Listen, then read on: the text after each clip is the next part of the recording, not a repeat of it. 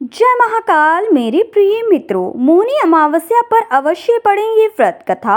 अखंड सौभाग्य की होगी प्राप्ति।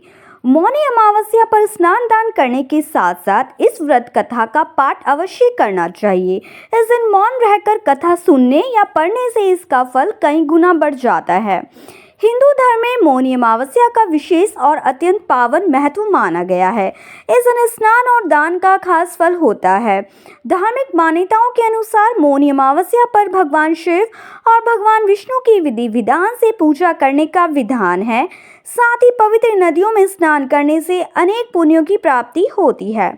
इस वर्ष मौनी अमावस्या का पर्व 18 जनवरी रविवार को मनाया जाएगा। इस अवसर पर माघ मेले में लाखों श्रद्धालु आस्था की डुबकी लगाएंगे। मान्यता है कि इस दिन स्नान दान और पितरों का तर्पण करने के साथ साथ मौनी अमावस्या व्रत का पाठ करने से विशेष पुण्य फल प्राप्त होता है। आइए जानते हैं मौनी अमावस्या की संपूर्ण व्रत कथा। कांचीपुरी नगरी में देवस्वामी नामक एक ब्राह्मण अपनी पत्नी धनवती 7 पुत्रों और एक पुत्री के साथ रहता था। उसकी पुत्री का नाम गुणवती था। देवस्वामी ने अपने 7 पुत्रों का विवाह कर दिया और अब पुत्री के लिए वर की खोज है तो अपने सबसे बड़े पुत्र को भेजा। इसी दौरान एक पंडित ने गुणवती की जन्म कुंडली देखी और ऐसी बात कही जिसे सुनकर सभी चिंतित हो गए। पंडित ने बताया कि कुंडली में एक दोष है जिसके कारण गुणवती के वैधव्य का योग है।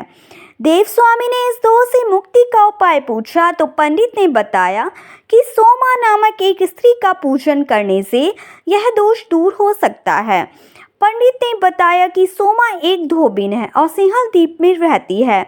उसे किसी प्रकार प्रसन्न कर कांचीपुरी लाना होगा। यह सुनकर देवस्वामी का सबसे छोटा पुत्र अपनी बहन गुणवती के साथ लेकर सिंहल द्वीप जाने के लिए सागर तट पर पहुंचा। सागर पार करने की चिंता में दोनों एक वृक्ष के नीचे बैठ गए। उस वृक्ष पर गिद्ध का घोंसला था जिसमें उसका परिवार रहता था। गिद्ध के बच्चों ने दोनों भाई बहन की बातचीत सुन ली।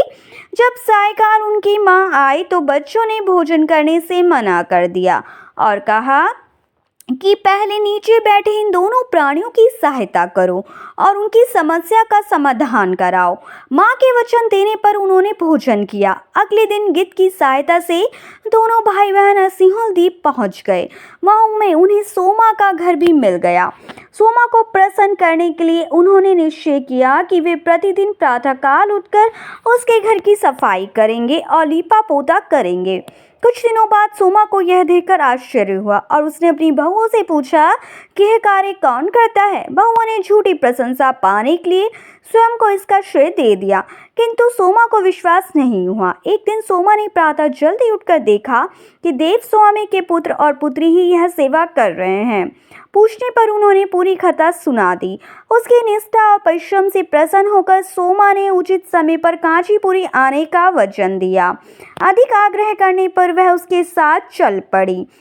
घर से प्रस्थान करते समय सोना ने अपनी बहुओं को निर्देश दिया कि उसकी अनुपस्थिति में यदि किसी की मृत्यु हो जाए तो शव का अंतिम संस्कार ना करे और उसके लौटने का प्रतीक्षा करे। इसके बाद सोमा कांचीपुरी पहुंची। अगले दिन गुणवती का विवाह संपन्न हुआ, किंतु सप्तपदी के तुरंत बाद ही उसके पति की मृत्यु हो गई। तब सोमा ने अपने संचित पुण्यों का फल गुणवती को प्रदान कर दिया। इसके पश्चात गुणवती ने भगवान विष्णु की आराधना की और पीपल वृक्ष की 108 परिक्रमाएं की। उसके प्रभाव से उसका पति पुनः जीवित हो उठा।